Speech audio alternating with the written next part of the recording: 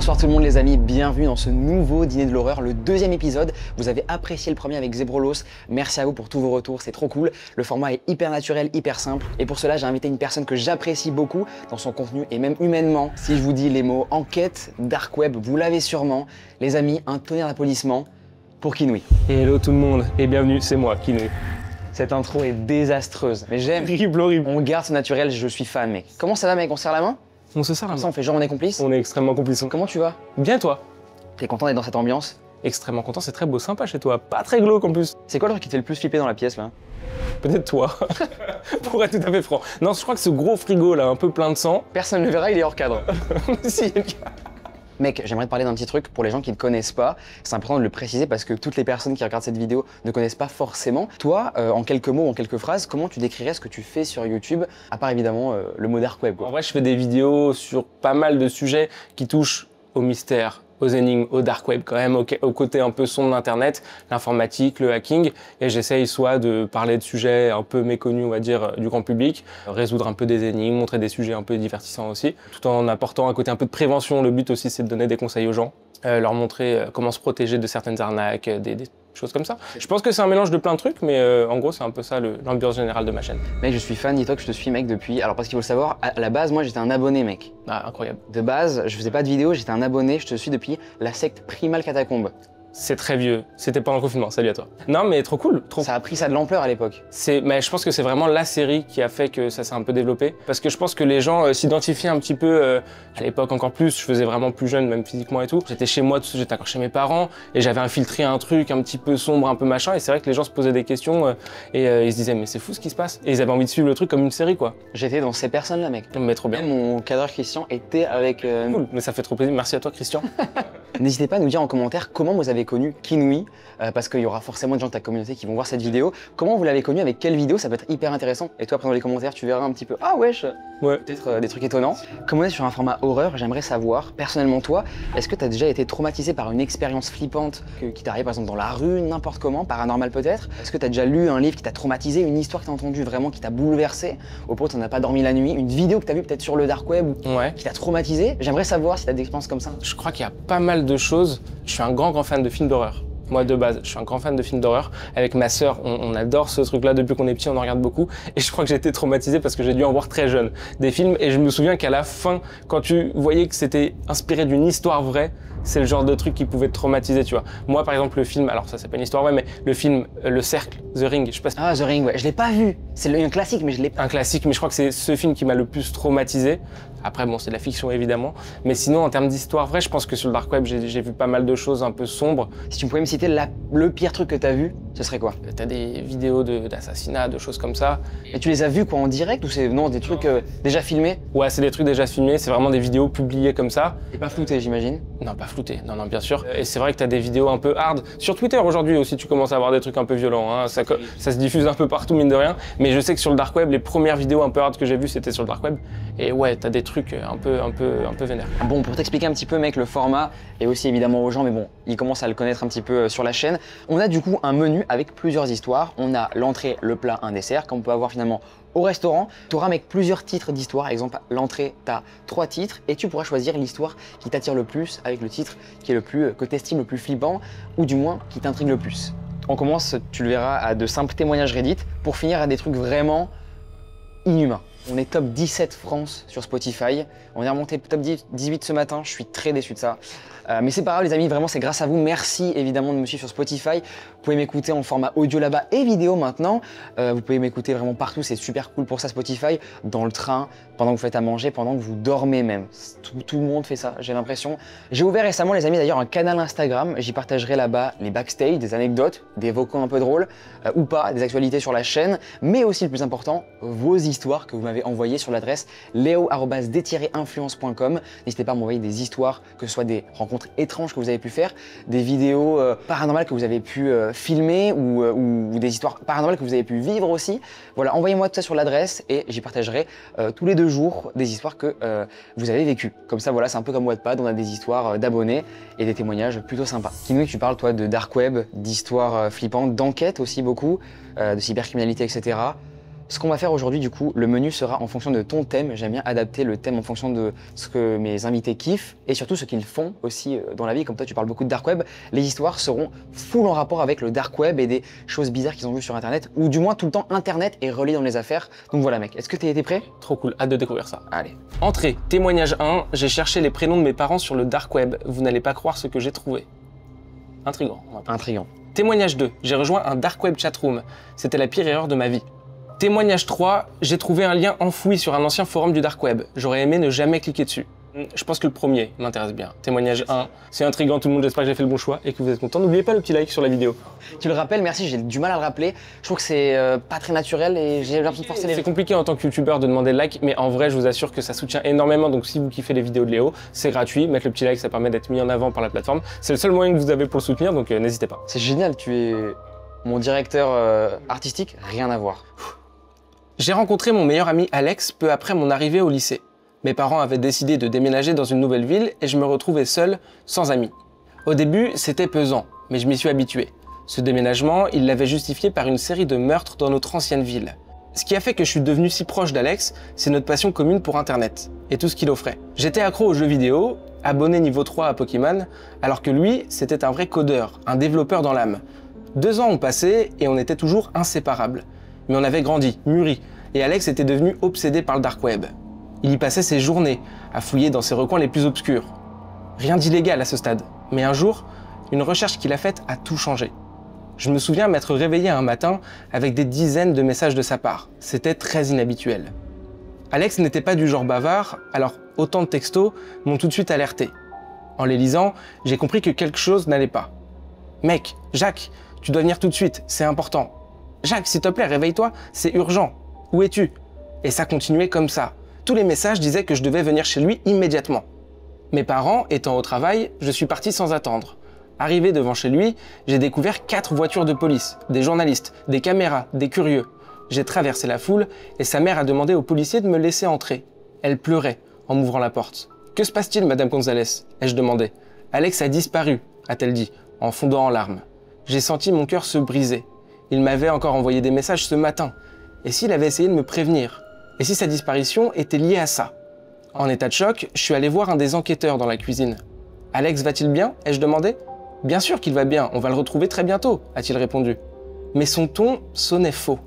Je le sentais au fond de moi. Une intuition que je ne le reverrai jamais. J'ai repensé au message et j'ai montré mon téléphone au détective. Il m'a écrit ce matin. Et si ces messages avaient un lien avec sa disparition? Il les a lus. Son visage s'est figé. Il m'a dit qu'il devait garder mon téléphone pour les besoins de l'enquête et qu'il me le rendrait plus tard. Je suis resté un moment dans la maison à essayer de consoler ses parents. Ils m'avaient toujours traité comme un membre de leur famille. Voir sa mère dans cet état m'a brisé. Puis, à un moment, j'ai décidé d'aller dans la chambre d'Alex, chercher quelque chose, n'importe quoi, un indice. J'ai tout fouillé, mais rien ne ressortait vraiment. Puis, j'ai vu que son ordinateur était allumé, mais l'écran éteint. J'ai donc appuyé sur le bouton, l'écran s'est allumé et mon cœur s'est arrêté. Il était sur le dark web. Rien d'étonnant jusque-là, mais des dizaines d'onglets étaient ouverts. Ça, ce n'était pas normal. J'ai fermé la porte, je l'ai verrouillée et j'ai commencé à les parcourir. Les premiers onglets étaient plutôt classiques pour lui. Puis les choses sont devenues étranges. Un des onglets montrait un vieil article sur un meurtre. Une femme retrouvée morte dans son appartement. Son corps mutilé, découpé, recouvert d'acide. Les photos m'ont donné la nausée. J'ai voulu fuir, mais j'ai cliqué sur un autre onglet. Même chose. Puis encore, un autre. Des dizaines. Tous racontaient un meurtre. Mais l'un d'eux m'a glacé le sang. Il s'agissait d'un meurtre survenu 2 ans plus tôt. Celui de notre ancienne voisine. Le déclic a été brutal. Putain, what? C'est flippant en vrai quand même l'histoire. Hein. T'imagines, tu vis ce genre de truc, tu découvres des histoires, tu vas sur l'ordi de ton pote, tu vois tout ça. C'est terrifiant. Hein. J'ai tellement pas envie de vivre ça, mec. C'est peu probable, mais t'as des gens qui vivent forcément ce genre de truc. On est tellement sur la planète, mec, t'as des circonstances qui doivent arriver à une personne sur 7 milliards, tu vois, mais c'est fou quoi. C'est ce meurtre qui avait poussé mes parents à déménager. Mais comment Alex savait-il ça? Je ne lui en avais jamais parlé. Je me suis dit que c'était une coïncidence. Mais alors, j'ai vu sa dernière recherche. C'était mon nom de famille. Je suis sorti de la chambre en courant, paniqué. « Tout va bien ?» m'a demandé la mère d'Alex. « Oui, je dois rentrer pour dîner », ai-je répondu. Sur le chemin du retour, mes pensées étaient un vrai chaos. Pourquoi avait-il cherché mon nom? Pensait-il que j'étais impliqué? Et s'il essayait de m'avertir? Pas de m'accuser. J'ai couru jusqu'à ma chambre, j'ai claqué la porte et allumé mon ordinateur. Tor, VPN, et je me suis connecté au dark web. J'ai tapé mon nom de famille, mais rien. Page blanche.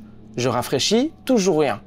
Mais au moment où j'allais abandonner, la page a commencé à se charger. Elle a mis plusieurs minutes, puis des centaines de vidéos sont apparues. Des vidéos de meurtre, toutes liées à mon nom. J'ai voulu fermer, mais je n'ai pas pu. Lié à son nom? What? Ouais, chelou.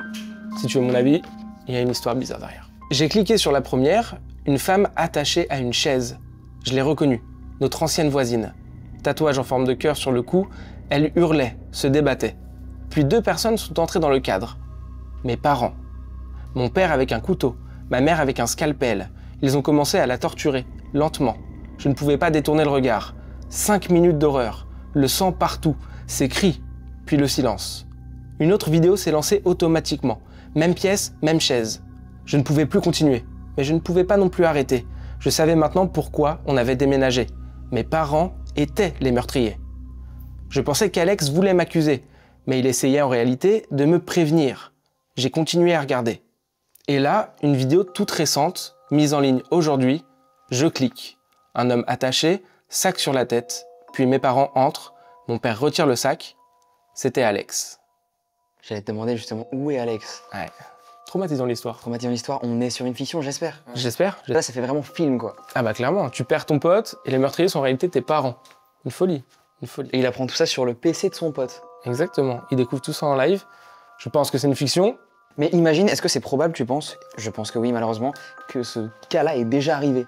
Bah, je pense que là, tu as des détails très précis peut-être, mais dans le fond, il doit y avoir des histoires un peu similaires, ouais, où tu te rends compte qu'en fait, il y a des meurtres et puis c'est tes parents. Enfin, tu vois, je sais pas, il doit y avoir des histoires comme ça un peu glauques. Forcément, encore une fois, c'est ce que je disais, il y a tellement de monde sur la planète, tu as aussi beaucoup de tarés. Je pense que tu as moyen d'avoir des trucs... Il y a forcément un pourcentage de fous, ouais. T'en as pensé quoi, cette histoire? Bah franchement, j'ai bien kiffé. J'ai bien aimé le déroulement, l'écriture et tout. Puis la chute, évidemment. Après, encore une fois, je dis ça comme si c'était une fiction. J'espère. Si c'est une histoire vraie. Ce serait terrible. La chute est top, histoire vraie. On apprend ça plus tard. 10 sur 10, l'histoire. Génial. Bon, le cut est brutal, les amis, mais voilà, on a remis un peu de fumée. On va du coup maintenant passer à mon histoire, mec, si tu le veux bien. Je pense que, mec, moi, je vais partir du coup en lisant les petites entrées là sur le témoignage 2. J'ai rejoint un dark web chatroom et c'est la pire erreur de ma vie. C'est celle qui me hype le plus aussi. Je m'ennuyais et je suis allé sur un chat sur le dark web. Mais cela a changé ma vie. Je n'avais jamais vraiment pensé au dark web. Pour moi, ce n'était qu'un recoin sinistre d'internet, rempli de légendes urbaines et d'histoires exagérées. Mais le mois dernier, ma curiosité a pris le dessus et j'ai décidé enfin de l'explorer. J'ai toujours été un expert en informatique, donc accéder au dark web était plutôt facile pour moi. J'ai découvert des forums, des places de marché et des sites qui semblaient tout droit sortis d'un film d'horreur. Mais un soir, je suis tombé sur quelque chose qui me hante encore. Un salon de discussion appelé The Abyss. La description était assez énigmatique. Parler avec ceux qui voient vraiment. Intrigué et un peu naïf, j'ai cliqué sur le lien et rejoint le chat. L'interface était basique, un simple écran noir avec une liste de noms d'utilisateurs sur le côté et une fenêtre de chat au centre. Les noms d'utilisateurs étaient assez étranges. Ebon Shade, Soulseeker, Whispering Void, et ils ont immédiatement commencé à m'envoyer des messages. Ebon Shade m'a envoyé « Bienvenue nouveaux voyageurs, que cherchez-vous » Et Soulseeker m'a envoyé « Connaissance ? Pouvoir ? Ou peut-être quelque chose de plus sombre ?» J'ai hésité avant de taper. Mais je me suis décidé à finalement le faire. Juste par curiosité, quel est cet endroit ? Whispering Void m'a dit « C'est un lieu où les vérités sont révélées. Mais attention, toutes les vérités ne sont pas destinées à être connues. » J'ai ressenti un mélange d'excitation et de malaise à ce moment-là. Avant que je puisse alors répondre, un nouveau message est apparu. C'était Ebon Shade. « Aimeriez-vous quelque chose de vraiment éclairant ?» Et là, mon cœur s'est directement emballé lorsque j'ai dit « oui ». Un lien apparu dans le chat, intitulé de manière inquiétante « Entrez dans l'abîme ». Contre toute attente, j'ai cliqué dessus. Mon écran devint noir, puis se remplit d'images inquiétantes, de vieux bâtiments délabrés, des gens accomplissant d'étranges rituels et des visages même déformés par la peur. C'était bouleversant, comme un cauchemar se déroulant sous mes yeux. Quand les images se sont arrêtées, je me suis retrouvé dans le salon de discussion, mais c'était, là, cette fois-ci, assez différent. Les noms d'utilisateurs avaient été remplacés par de vrais noms. David, Claire, Michael, et ma webcam s'était allumée, affichant mon visage cette fois-ci horrifié dans un coin de l'écran. La panique m'a envahi lorsque j'ai réalisé là que je ne pouvais ni fermer la fenêtre, ni éteindre mon ordinateur. David m'a envoyé « Maintenant tu vois, il n'y a plus de retour en arrière pour toi ». J'essaye alors là, directement, frénétiquement, de débrancher mon ordinateur, mais l'écran est resté allumé, montrant mon expression terrifiée et les visages froids et sans émotion des autres dans le chat. Claire m'a dit « Nous savons où tu es ». J'avais l'impression que mon cœur allait exploser. J'ai alors attrapé mon téléphone pour appeler les secours, mais il ne s'allumait pas. Soudain, mon écran a clignoté et une vidéo est apparue. Mon propre appartement vu d'un point de vue que je ne reconnaissais pas. Michael m'a dit « Vous nous invitez ? Maintenant, nous sommes partout ». Dans un excès de frénésie, j'ai couru vers ma porte d'entrée et je l'ai ouverte brusquement. Je me suis retrouvé face à un couloir vide. Il n'y avait personne. J'ai vérifié chaque pièce, chaque placard, mais j'étais seul. De retour alors à mon ordinateur, la salle de discussion avait disparu. Mon écran était revenu à mon bureau comme si de rien n'était. Mais je savais que ce n'était pas le cas. Mon téléphone a vibré et j'ai vu une notification d'un nouvel email provenant d'un expéditeur inconnu. Objet, bienvenue dans l'abîme. Corps, nous regardons toujours. Je ne suis plus la même depuis cette nuit-là. J'ai déménagé, changé de nom, même trouvé un nouveau travail, mais le sentiment d'être observé ne me quitte jamais. Parfois, j'aperçois une ombre au coin de l'œil ou j'entends un murmure quand je suis seul. Une nuit, environ une semaine après mon déménagement, je me suis réveillé au son de mon ordinateur qui démarrait. Je l'avais pourtant laissé éteint. Bizarre. Mais il était là, l'écran brillant dans l'obscurité. Le salon de discussion était de retour, mais les noms, cette fois-ci, avaient changé. John, Emily, Sarah s'étaient affichés. Et ces personnes-là, c'était des personnes que j'avais connues, mais qui étaient, pour la plupart, tous décédés. John me dit « Pourquoi nous as-tu quittés ?» Emily dit à son tour « Tu ne peux jamais t'échapper ». Et Sarah finit par dire « Nous faisons partie de toi maintenant ». J'ai débranché l'ordinateur, mais l'écran est resté allumé, montrant leur visage déformé par la douleur et la colère. J'ai crié et jeté directement l'ordinateur par la fenêtre, le regardant se briser sur le trottoir en contrebas. L'écran s'est finalement éteint, mais la terreur en moi est restée, vous l'imaginez. J'ai remplacé alors mon ordinateur, pensant que cela mettrait fin au cauchemar. Mais soudain, les SMS ont commencé. Numéro inconnu, toujours le même message. Nous vous surveillons. Je ne sais pas combien de temps je pourrais continuer comme ça. Je les vois partout maintenant, dans mes reflets, dans la foule, dans mes rêves, partout. Si jamais vous tombez sur un salon de discussion sur le dark web appelé l'Abysse, n'y entrez pas, s'il vous plaît. Certaines portes, une fois ouvertes, ne se referment plus malheureusement. Un soir, alors que je rentrais du travail à pied, j'ai senti quelqu'un m'observer. Je me suis alors retourné, mais il n'y avait personne. Accélérant le pas, je me suis précipité vers mon appartement. En rentrant, mon téléphone a vibré. Encore un numéro inconnu, et comme texte, il avait marqué « Nous sommes ici ». Les lumières vacillèrent et la température baissa. Mon souffle se fit entendre par plusieurs bouffées visibles. J'attrapai un couteau dans la cuisine, les mains tremblantes. En reculant dans le salon, les ombres semblèrent bouger, fusionner, former des formes presque humaines. Je ne sais pas si c'était une hallucination ou quelque chose de pire, mais j'ai entendu leur voix murmurer mon nom, promettant que je ne serais plus jamais seul. J'ai laissé tomber le couteau et j'ai couru dans ma chambre, fermant la porte à clé directement derrière moi. Les murmures se sont intensifiés, plus insistants encore. Le désespoir m'a envahi. J'ai décidé alors de raconter mon expérience pour alerter les autres et j'ai commencé à écrire cette histoire, mais les mots me manquent. Les murmures sont trop forts maintenant, je n'arrive plus à réfléchir. Ils sont là, avec moi dans la pièce. Si jamais vous tombez sur ce message, tenez bien compte de mon avertissement. Ne cherchez pas l'abîme. Il vous trouvera et une fois qu'il l'aura fait, vous ne pourrez plus vous en sortir.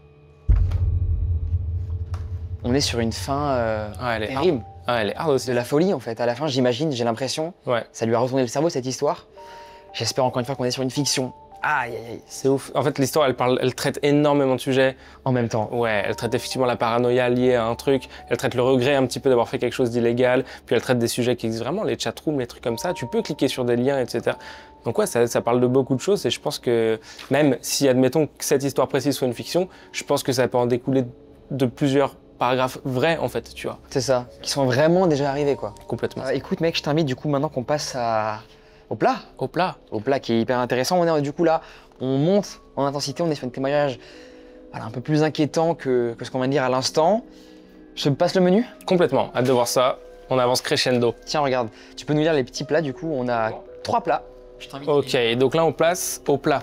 C'est ça. J'ai mis des liens, mais ne lis pas les liens évidemment, ce serait très long Ce sinon. sont tes sources. C'est ça, c'est les sources. HTTPS. Ouais, ce serait très long. Premier témoignage du plat, j'ai participé à une chasse au trésor sur le dark web, c'était une décision de merde. Deuxième témoignage, je me suis vendu sur le deep web. Et troisième témoignage, j'ai piraté la caméra Ring de quelqu'un, j'ai vu quelque chose d'horrible. On est sur quoi pour toi là? Alors, moi je vais pas te mentir, j'ai une série de vidéos où je fais une espèce de chasse un peu au trésor, entre guillemets, sur le dark web, et du coup j'ai envie de lire la première. J'ai envie de voir un petit peu ce que c'est. Elle m'intrigue, elle m'intrigue. C'est quoi la différence, mec? Parce que t'as lu ils m'ont vendu sur le deep web, je me suis vendu sur le deep web. C'est quoi la différence? J'ai toujours voulu savoir. Deep web, dark web, c'est quoi la différence? Ouais, alors en fait, d'ailleurs il y a deep web, dark web et darknet. Il y a vraiment 3 termes. Ah, c'est pas les mêmes choses. Non, c'est des choses différentes. Le deep web, pour t'expliquer, c'est toutes les pages web, tous les sites qui ne sont pas indexés par les moteurs de recherche classiques. Par exemple, toi, ta page YouTube Analytics, c'est une page du deep web. Le darknet, pour te faire une comparaison, c'est un petit peu comme Internet, mais de manière cachée. En fait, le darknet, c'est une couche d'Internet, qui est une couche sombre, un peu cachée, obscure d'Internet. Et le dark web, c'est tous les sites qu'on peut trouver à partir du darknet, mais qui sont des sites volontairement cachés et qui sont souvent associés à des activités illégales ou dangereuses. Donc, témoignage, c'est le 4. J'ai participé à une chasse au trésor sur le dark web. C'était une putain de décision stupide. Pour mon anniversaire, j'ai voulu me faire plaisir avec une mystery box du dark web. C'est un service que j'avais déjà utilisé plusieurs fois et qui ne m'avait jamais déçu. Il m'envoyait toujours des trucs inutiles, mais drôles, directement à ma porte. « Joyeux anniversaire, Trevor », disait une note sur le colis. J'ai ramassé le paquet posé devant ma porte et j'ai remarqué une lettre attachée dessus. Il arrive un moment dans la vie de chaque homme où ses compétences et ses connaissances doivent être mises à l'épreuve. Dans cet esprit, je t'envoie une chasse au trésor. Merci de suivre les instructions contenues dans la boîte et pour des raisons de sécurité, brûle chaque lettre une fois lue ou résolue. À ma grande surprise, la note était signée par Pete, mon meilleur ami depuis l'enfance. C'était une surprise sympa, mais je ne comprenais pas comment il s'était retrouvé impliqué dans ce service anonyme. Était-il un utilisateur actif qui m'avait reconnu, ou le site l'avait-il contacté directement? Je ne savais pas. Quoi qu'il en soit, ça semblait être un cadeau plutôt cool. Ma première énigme n'était qu'un morceau de papier avec 2 mots incohérents écrits dessus. Van Mace. Un nom? Un lieu? Je me suis assis avec le papier en main, réfléchissant à ces mots. Après une minute, j'ai réalisé que c'était un anagramme. Il suffisait de réarranger les lettres pour trouver le vrai sens. Man Cave. C'était une référence au sous-sol de Pete, un endroit où on passait nos samedis soirs, à jouer à la console et à boire du whisky, qu'on avait surnommé Man Cave. J'ai brûlé la lettre comme indiqué, puis je me suis rapidement rendu à la Man Cave. J'ai utilisé ma clé de secours, j'en avais toujours une avec moi, pour ouvrir la porte, m'attendant presque à une fête surprise. Mais à la place, j'y ai trouvé un nouvel indice. Un as de pique et une photo. Les deux étaient épinglés à un tableau, avec un couteau, que je ne connaissais pas. J'ai enlevé le couteau et examiné les indices. La photo montrait un endroit qu'on visitait souvent avec des amis, un champ magnifique que personne ne connaissait, juste à une courte randonnée de la ville. J'ai mis 1 heure pour y aller. Notre coin habituel était caché, à l'ombre sous les arbres. Une fois sur place, j'ai vu une pelle plantée dans la terre fraîchement retournée. Et c'est là que j'ai compris la référence à l'as de pique. Spade en anglais, ça veut dire as de pique, mais c'est aussi une pelle. Très créatif. Sans hésiter, j'ai alors attrapé la pelle et j'ai commencé à creuser. Moins d'1 minute plus tard, j'ai heurté quelque chose de dur. M'attendant à un nouvel indice, je me suis penché pour dégager la terre. Quand ma main a touché une surface froide, je l'ai immédiatement retirée, choqué. C'était Pete, enterré sous terre, mort, poignardé à plusieurs reprises dans la poitrine. Sous le choc, j'ai tout de suite appelé la police, dévasté par la perte de mon meilleur ami. En attendant leur arrivée, je me suis assis, essayant de comprendre ce qui venait de se passer. Et c'est là que j'ai réalisé. J'avais brûlé chaque lettre, et mes empreintes étaient partout sur la scène du crime, du couteau bizarre dans le sous-sol à la clé, jusqu'à la pelle utilisée pour enterrer Pete. Ah, la chute, elle est ouf quand même. Il s'est foutu dans une sauce. Incroyable. Ah, c'est terrible. Enfin, c'est ni pour lui quoi. C'est génial, ouais. Il aura beau dire tout ce qu'il veut, se défendre. C'est fou, une histoire est dingue. En vrai, dans une situation. Ah, franchement, moi je pense que je dis tout, j'explique tout ce qui s'est passé. Après, ce qui est horrible, c'est que le gars a acheté un truc sur le dark web, ce qui peut potentiellement être un peu illégal, donc... En vrai, je pense que je préfère prendre de la tôle pour un acte illégal comme ça. On peut prendre le risque. Un meurtre. On t'envoie une mystery box qui au final est tout un escape game, truc créé pour te faire toi accuser au final d'un meurtre. Et aussi te rendre compte que ton ami est mort aussi, dans une autre partie aussi quoi.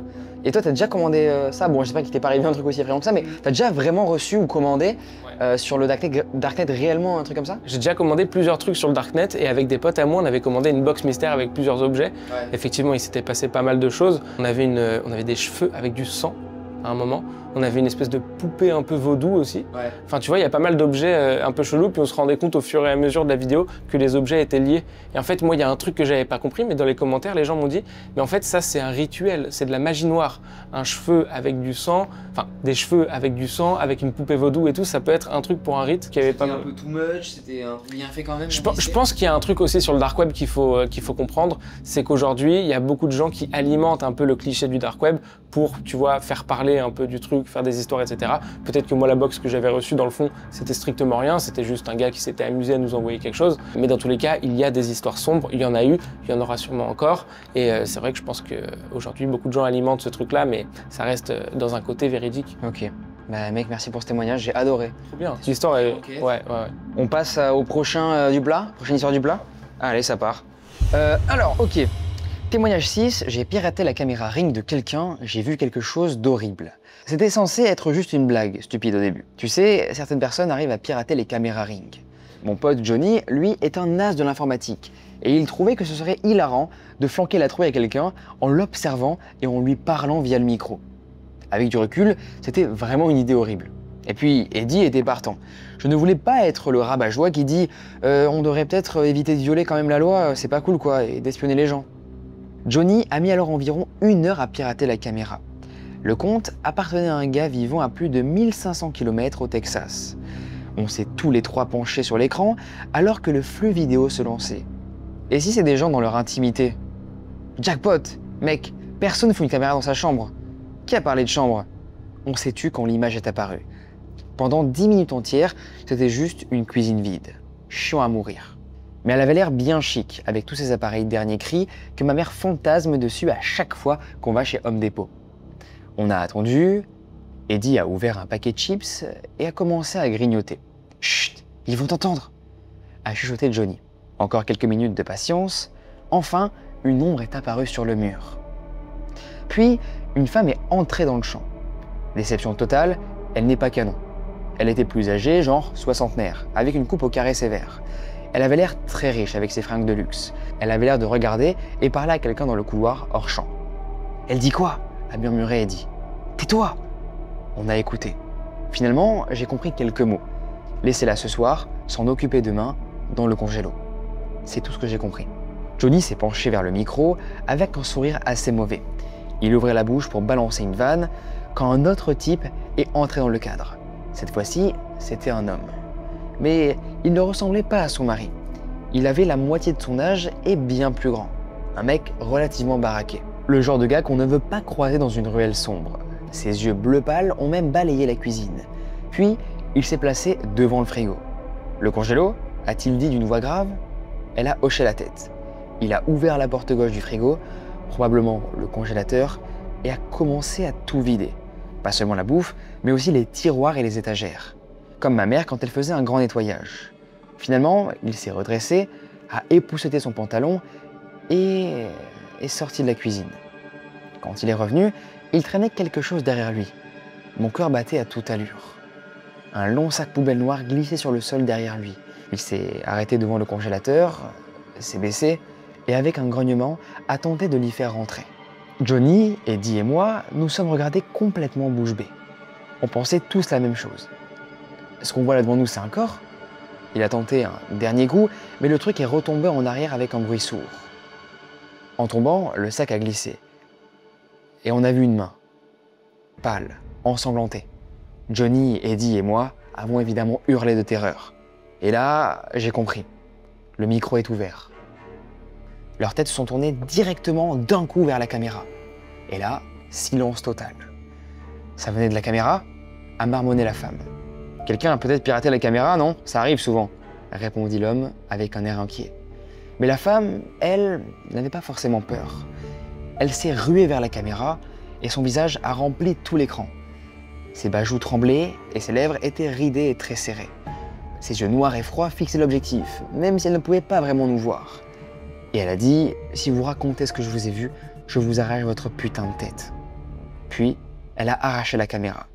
Image floue, forme tordue, puis écran noir. Je regardais Johnny et Eddie tremblants. Quand j'ai regardé de nouveau l'écran, on avait été déconnectés. Ça fait 3 mois maintenant. J'ai fini par en parler à la police et en fait, ce sont mes parents qui l'ont fait. Mais je ne me souviens malheureusement plus du tout du nom du compte. Johnny n'a jamais réussi à se reconnecter. Apparemment, il avait eu les infos via une faille de sécurité ailleurs. Et depuis qu'ils ont changé leur mot de passe, c'est mort. Il a quand même donné l'email lié au compte. Depuis, silence radio.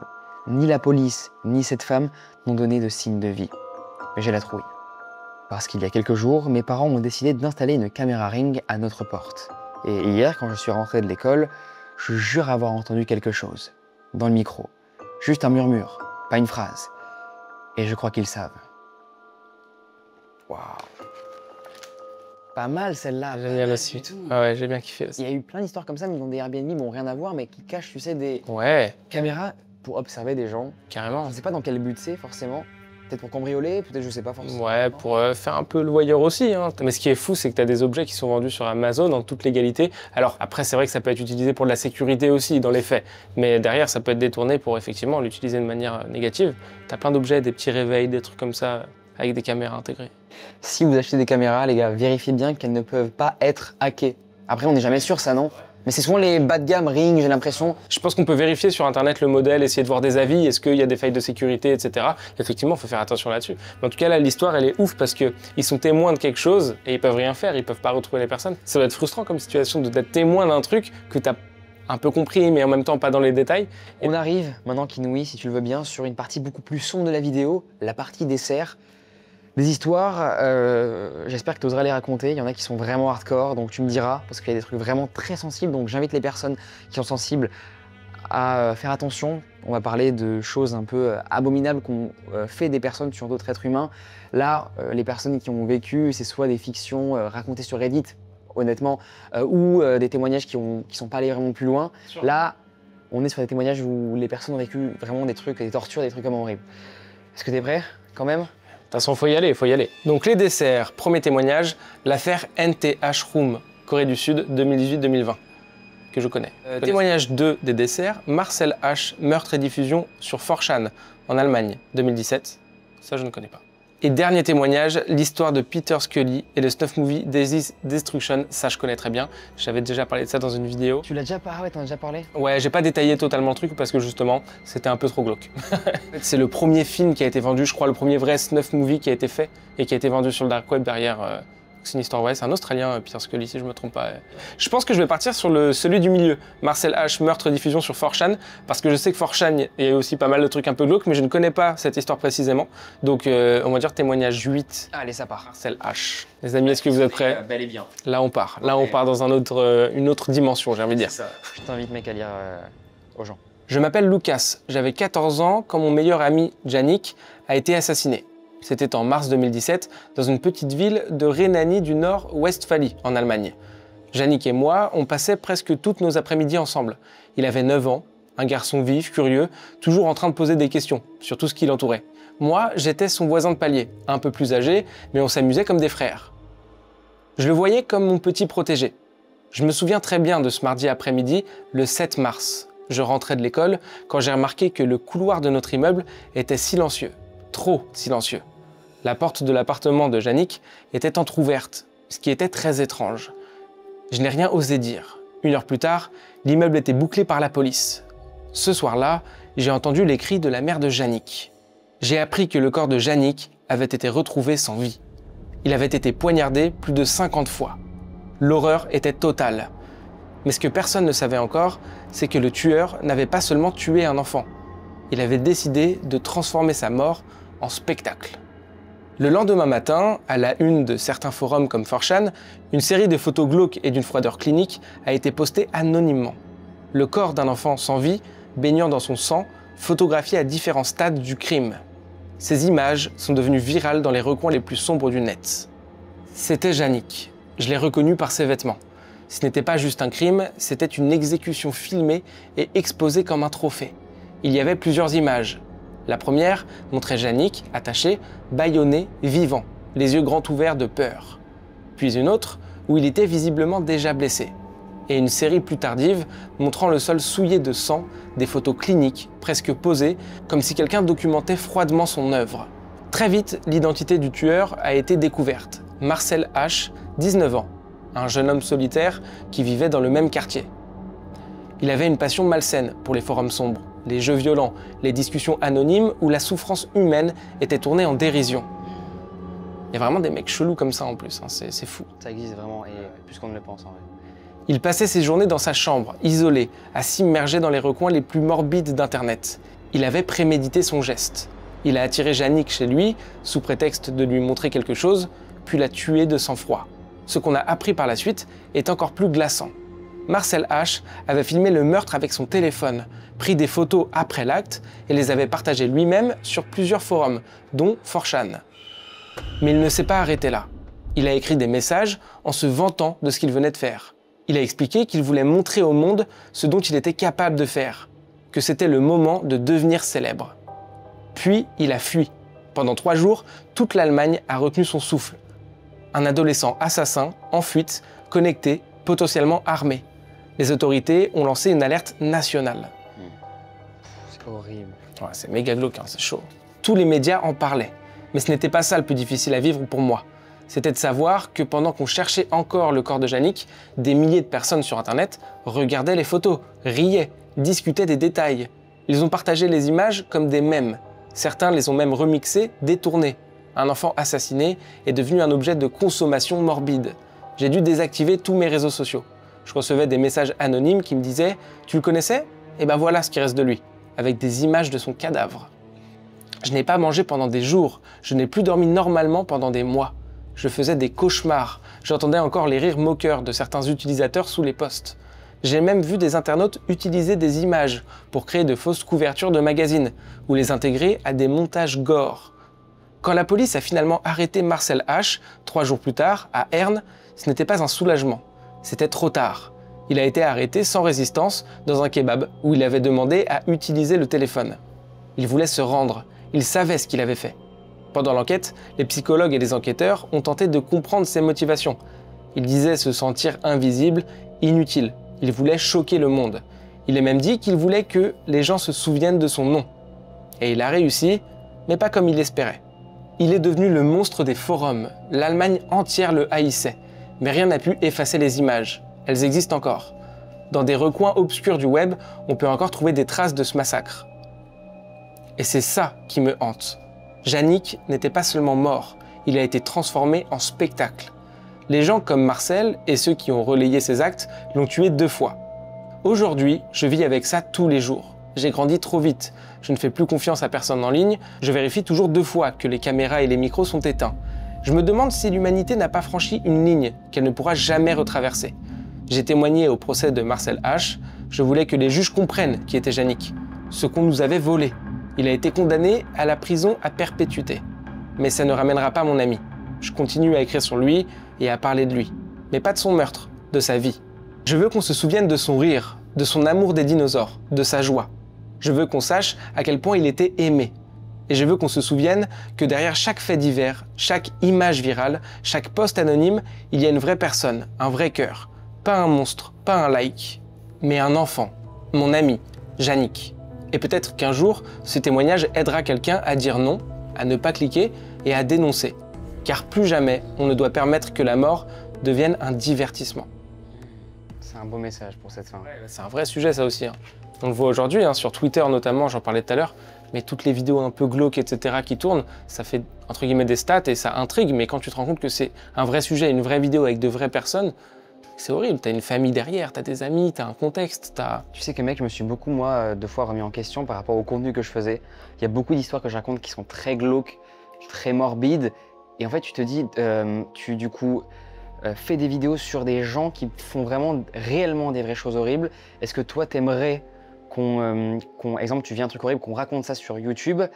Moi, je le prends d'un côté où j'essaie de respecter au maximum, médiatiser le truc pour qu'on n'oublie pas justement les victimes, etc. Mais c'est vrai qu'on parle souvent du protagoniste beaucoup parce que c'est lui qui cause l'horreur, quoi. Et c'est délicat, tu vois, c'est délicat. Je sais pas trop comment Tu vois, même si, psychologiquement, je ne sais pas moi comment je m'y retrouve dans tout ça. Tu vois ce que je veux dire? C'est très compliqué encore actuellement. Je pense que ça dépend du postulat de base, ton axe, toi, de comment tu appréhendes l'histoire, mais je pense que tu fais de manière assez neutre et donc... J'essaie de respecter en tout cas le plus possible, je prends un ton assez neutre, je vais pas faire des vannes dans l'histoire ou quoi, même je fais gaffe dans les débuts de vidéo. Là, c'est comme l'expo à Paris qu'il y a eu il y a pas longtemps sur les tueurs en série, je sais pas si... Ouais. Il y a eu une expo où il parlait, il détaillait énormément de choses, etc. Et ça a été très controversé parce que faire une expo où tu mets en avant des tueurs en série... Des gens qui ont tué. C'est vrai que dans l'idée, c'est fou, quoi. Qui ont causé vraiment des vraies souffrances chez des gens, quoi. Donc ça, c'est un sujet en vrai hyper intéressant, je trouve. Ouais. Après, ça intéresse aussi les gens, en vrai. Il y a une curiosité morbide chez tous les êtres humains, j'ai l'impression. Vraie question dans les commentaires qu'on peut poser aux gens. Est-ce que vous trouvez ça ok, vous, éthique, de partager, raconter des histoires de gens qui ont vraiment vécu des choses horribles? Je n'ai pas trop d'avis sur ça. Ouais, c'est un peu... c'est complexe. Encore, c'est complexe. Je pense que ça se débat, en tout cas. Je pense qu'il n'y a pas une réponse toute faite, ouais. Bah mec, je t'invite qu'on passe à ma dernière histoire. Carrément, la dernière histoire. Je vais aller, je pense, sur la dernière. Ok, ah oui, ça part dans le glauque directement. Moi, je vais partir, Kinoui, du coup, sur l'histoire de Peter Scully et le snuff film Daisy Destruction. C'est un peu l'histoire de base, on va dire, du dark web qui a amené énormément de choses. Donc les gens la connaîtront sûrement dans les commentaires. Pas forcément, parce qu'elle est quand même assez, on va dire, dans un milieu très précis, tu vois. Ouais. Mais c'est une histoire qui est, je pense qu'il faut connaître, entre guillemets, c'est une base de beaucoup de choses sur le dark web. Les snuff movies, donc les films d'assassinat, de meurtre, etc. Ça a lancé beaucoup de choses, que ce soit de la fiction ou de vraies vidéos derrière, de vrais snuff movies. Et aussi, c'est ce qui a un petit peu lancé les premières rumeurs des Red Room, Peter Scully. Alors lui, c'était une vidéo, c'était pas du live. Mais dans l'idée, c'est ce qui a inspiré pas mal de choses pour derrière parler des Red Rooms. Donc c'est quand même l'origine de beaucoup de choses qu'on peut voir aujourd'hui sur le dark web. Témoignage 9, l'histoire de Peter Scully et le snuff film Daisy Destruction. Je m'appelle Anaïs. Je suis aujourd'hui adulte, mais ce que je vais vous raconter me hante depuis mes 13 ans. Je n'ai jamais mis les pieds aux Philippines, ni croisé Peter Scully, ce nom devenu synonyme d'horreur absolue.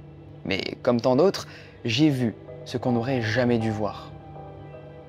Et je suis victime indirecte d'un mal si profond qui semble inhumain. Tout a commencé sur un forum. C'était un espace soi-disant privé, réservé à des initiés. J'étais jeune, curieuse et assez vulnérable à cette époque-là. Quelqu'un m'a donné alors un lien accompagné d'un simple mot, interdit. Je n'aurais jamais dû cliquer. Il m'a fallu des années pour admettre ce que j'ai vu. Même écrire ces mots me donne la nausée. Ce lien m'a conduit à ce qu'on appelle un snuff film. Une vidéo où la souffrance humaine est bien réelle, filmée pour le plaisir d'autres humains. Ce film, c'était Daisy Destruction. On y voyait une petite fille, elle s'appelait Daisy. Elle n'avait pas plus de 18 mois. Daisy, un prénom d'innocence, une fleur piétinée. La vidéo durait une 40aine de minutes. Je n'ai pas pu aller au bout. Mon corps me suppliait d'arrêter. Mais les premières minutes ont suffi à me marquer à vie. Il y avait cette pièce sombre, avec des murs nus, des câbles, une table, et puis ce fameux Peter Scully. Ce monstre, cet homme, au visage banal, presque rassurant. Il parlait doucement, comme s'il racontait une histoire. Sauf que l'histoire qu'il racontait, c'était l'enfer en direct. Une femme participait, ricanant, obéissant à ses ordres. Les enfants pleuraient, ils suppliaient. On les appelait par leur prénom, comme pour les humaniser. Puis, on les réduisait à rien. Peter Scully avait construit un empire souterrain, un réseau de violences sexuelles, de torture et de diffusion payante d'extrême violence. Il proposait des services personnalisés à ses clients, souvent occidentaux, riches et surtout tous anonymes. Il appelait cela le contenu à la demande.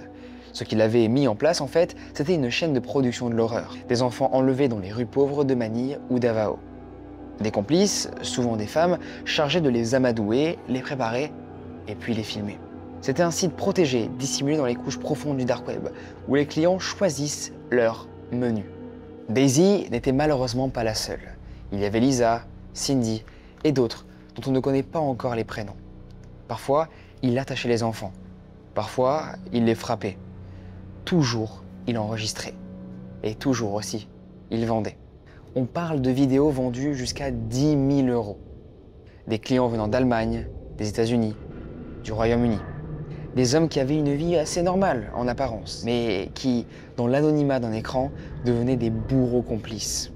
Une séquence insoutenable montre Cindy, 11 ans, forcée à creuser ce que Peter appelait son trou de sommeil éternel. Elle est ensuite attachée à un pilier, battue et filmé jusqu'à l'inconscience. Son corps n'a été retrouvé que des mois plus tard, enterré sous le plancher d'un logement de fortune. Il y avait une séquence, celle que je n'oublierai d'ailleurs jamais, où l'on voit un enfant attaché et où on entend ses cris étouffés par un bâillon. Scully, lui, pendant ce temps-là, riait. Il parle à la caméra comme dans un tutoriel. « Regardez comment elle se débat, c'est ce qu'elles aiment », dit-il. Et vous allez me demander c'est quoi le pire? Il semblait y prendre pas mal de plaisir. Pas de honte. Il n'avait pas du tout peur d'être découvert. Il était le maître de sa prison, l'architecte de son monde tordu. Quand l'enquête a enfin démarré, c'est parce qu'une des filles avait miraculeusement survécu. Elle avait réussi à s'échapper. C'était en 2014. Elle a emmené les enquêteurs jusqu'à une maison, puis à une autre. À l'intérieur, des caméras, des disques durs, des chaînes et des vêtements d'enfants. Et le plus horrible, il y avait aussi des cadavres. Certains enfants, malheureusement, comme vous l'aurez deviné, n'avaient pas survécu. Ils avaient été tués pour que les preuves disparaissent, ou selon certains témoignages, parce que les clients avaient payé pour ça. Scully avait fui l'Australie pour échapper à des accusations de fraude. Aux Philippines, il s'était reconverti dans l'impensable. Il utilisait ses campagnes pour approcher des familles pauvres, promettant nourriture ou travail. Puis, vous imaginez, les enfants disparaissaient. Son site s'appelait No Limit Fun. Il proposait des forfaits en fait avec des options, âge, méthode de torture, durée. Le client en fait choisissait, payait en bitcoin et recevait une vidéo exclusive. Un de ses complices d'ailleurs, un Australien nommé Matthew Graham, surnommé le roi du hardcore, relayait ses vidéos sur ses propres forums. C'était en fait une énorme industrie parallèle faite de sang et surtout de silence. Je me souviens du jour où j'ai appris que Scully avait été arrêté. Là, je vous avoue que j'ai pleuré. Mais pas pleuré de joie, non, de terreur. Parce que je savais ce que les policiers allaient découvrir. Parce que j'avais vu ce que peu de gens auraient dû voir. Et parce que je savais surtout qu'il n'était pas le seul. Pendant son procès, il n'a montré aucun remords. Il a tenté d'ailleurs même de minimiser et de détourner les questions. Il a nié certaines accusations et reconnu d'autres. Il a parlé de son entreprise comme d'une activité commerciale. Il disait que les enfants étaient consentants. Il a été condamné donc à la réclusion criminelle à perpétuité. Il risque, dites-vous, d'autres peines à mesure que d'autres vidéos refont surface. Mais ce n'est pas assez. Un incendie a même détruit partiellement les archives judiciaires, relançant la peur de l'impunité. Depuis, des ONG, heureusement, et des policiers spécialisés continuent de retrouver petit à petit des preuves numériques.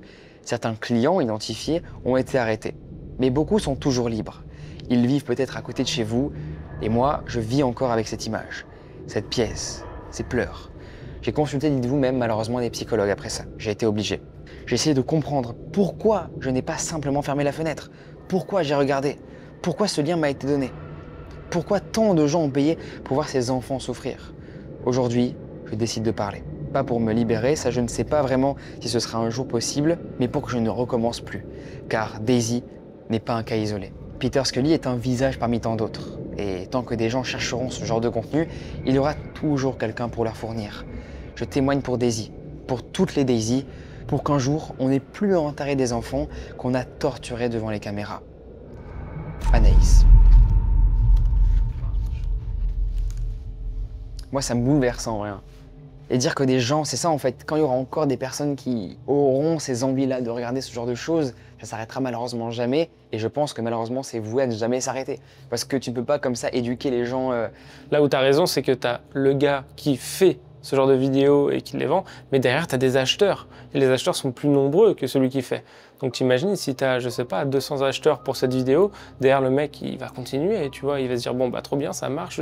Enfin, c'est un espèce de truc de boule de neige complètement glauque et dramatique, hein, clairement, ouais. Mais cette vidéo, moi, un jour, Tu l'as vue? Je suis tombé sur cette vidéo. Un jour, en fait, moi, pour trouver mes liens, pour faire mes vidéos sur le dark web, je clique sur pas mal de trucs, je suis redirigé, etc. Tu vois, je suis obligé de fouiller un peu en profondeur. Et un jour, je suis tombé, mais par hasard, j'avais pas cherché des images.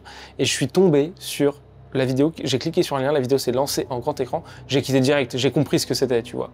Mais hard, ouais. Et bon, je sais que c'est pas tellement bien de dire ça et que les gens auront la psychologie inverse. Mais en vrai, je suis obligé de le dire en vrai. Mais n'allez pas en fait sur ce genre de choses. Ne regardez pas ça parce qu'en fait, vous allez enfin juste vous traumatiser pour rien quoi, c'est ça. Et en vrai même notre expérience à nous, on peut vous le dire, on est personne évidemment, j'imagine que des personnes ont regardé des trucs beaucoup plus graves que nous, même par exemple les policiers ou les pompiers aussi. Bien sûr, bien sûr. Eux vraiment dans le réel et voient des choses comme ça assez horribles tous les jours. On est personne pour vous dire ça, mais vraiment ne regardez pas ce genre de choses. Et même nous on a été traumatisés de certaines choses. Ouais, mais c'est ce qui est violent aussi avec les réseaux sociaux, les rumeurs, les choses comme ça, c'est que ça va forcément donner des idées à d'autres personnes qui sont un peu perturbées dans leur tête et qui peuvent, elles, avoir envie de reproduire ce genre de choses. Et c'est ce qui est compliqué, parce que là, on parle du dark web, mais si on prend plus largement, moi, je parle très souvent et je critique très souvent Twitter. Je trouve Twitter, il n'y a pas de censure, il n'y a rien. Sur Twitter, tu as des images hyper violentes et n'importe qui peut tomber dessus. Et je trouve ça dramatique de voir qu'aujourd'hui, c'est accessible à ce point. Même TikTok, j'ai l'impression qu'on commence à devenir, en tout cas, TikTok, tu peux avoir des petits commentaires, je trouve. En tout cas, les idées qui s'y retrouvent là-bas sont, je trouve, extrêmes et terrifiantes. Ouais, complètement. Ouais. Mais tous les réseaux sont un peu... sauf YouTube, qui est génial. Ouais, je dis YouTube, on est safe, ici on est pas mal, mais c'est cool de parler de ça, en vrai, c'est hyper important. On évite les traumas et on kiffe juste. Ouais, franchement, effectivement, comme a dit Léo, le but, c'est pas de faire une promotion du dark web, c'est pour expliquer un petit peu ce qui se passe. Et bon, après, je pense que là, la vidéo qui vient de se passer donne pas trop envie aux gens d'aller sur le dark web, je pense. Merci Kinui d'être venu sur la chaîne, c'était trop bien, mec, j'ai passé un trop bon moment avec toi. J'espère que les gens ont kiffé en commentaire, n'hésitez pas à me dire en commentaire, voilà, à nous dire en commentaire, on ira voir les commentaires pour voir si vous avez kiffé ce format-là, est-ce qu'il y a des choses à améliorer qu'on pourrait faire de plus pour que le format soit encore plus cool. J'avais parlé à Kinui en off, peut-être pourquoi pas faire des petits repas. Bon, c'est vrai que c'est un peu complexe parce que je sais pas trop comment faire des repas dégueux. Ouais, mais rajouter un petit happening de repas, ça peut être marrant. À la fin, pourquoi pas au dessert. Ouais. Peut-être dans le prochain épisode, vous verrez ça. Merci d'avoir suivi cette vidéo, les amis. Je vous invite évidemment à aller voir la chaîne de Kinui car il fait un taf énorme. Le mec, dès que je lui parle, je taffe. Le mec taffe tout le temps, c'est terrible. Le mec n'a aucune vie. Bref, le mec alterne plusieurs boulots, c'est terrible. D'ailleurs, je sais pas comment tu fais pour avoir une vie à côté. Je ne pas. Ok, c'est terrible. Je mettrai évidemment sa chaîne en description, n'hésitez pas à aller voir, à lui donner de la force. C'est vraiment un gars, humainement, déjà, mec, je te le dis en off, que j'adore. Et aussi dans le contenu que je te suis, mec, depuis le début. Hein. Primal Catacombe, la secte. Et les threads réciproques. Et d'ailleurs, pour rebondir là-dessus, c'est moi qui t'avais envoyé un message sur Insta un jour, tu te souviens? Au tout début, mec. J'ai tombé sur tes threads il y a très longtemps et j'avais dit putain, mec, t'as un truc, continue et tout. Merci beaucoup, mec. Les amis, merci d'avoir suivi cette vidéo. On se retrouve nous très prochainement pour un nouveau format. Le prochain est avec Antion. Pour ceux qui sont restés du coup jusque-là, vous avez l'exclu. Et essayez de me dormir après ces histoires. Je pense que ça va être compliqué, mais bon courage.